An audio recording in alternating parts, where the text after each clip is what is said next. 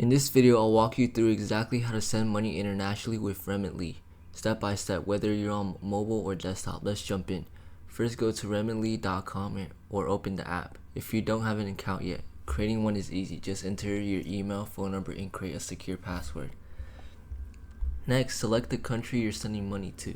Then enter the amount in your local currency, and Remitly will automatically calculate how much the receiver gets based on the exchange rate and transfer fees. Now pick a delivery method.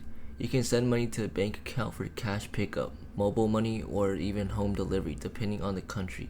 Remitly also lets you choose between economy, lower fee, slower, and express.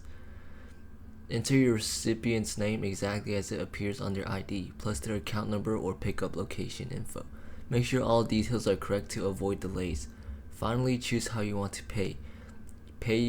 You can choose which one to pay using your debit card, credit card, or a linked bank account. Confirm all the info, then hit send. You'll get a confirmation and tracking number instantly. And that's it, your money is on the way.